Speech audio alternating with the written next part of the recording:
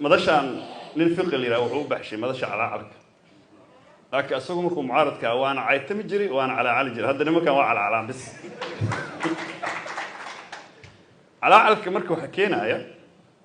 الحلقي والله سعوتان أبو بكر الصديق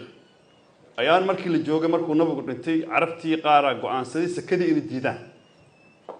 سكدي مركي الديدان dad far badan waxay dhaheen naga dhaafo umar ku jiray naga dhaafnimo markaas uu soo jeestay wuxuu yiri hadii dabar wixii nabi maxamed aasi jirteen aad ii diidaan hal qof idin ka reebay micnaheedu waxay tahay ummadda waxa ay ku taagan tahay oo asaasiyaadku ah qofkii hal shay ka hadlaya kulligood waa ka hadlayn karaa hadii maalintaas laga tanaasul lahaay marka in zakada la dhaafo salaad iska dhaafi lahaayeen xajkii dhaafi lahaayeen subax daba diinta dhanay calaam su'aal wada saari lahaayeen قطرين على وحو مركا انت اي ميل في عن جوغان على الرواء إن لو وضقبته والله يسكوله قايليو المنا وحليري نمان دارلي نقول ديرنا فعليا هذا السياسيين تانو مدحوينها مركا ضبط تانو دوضو وطا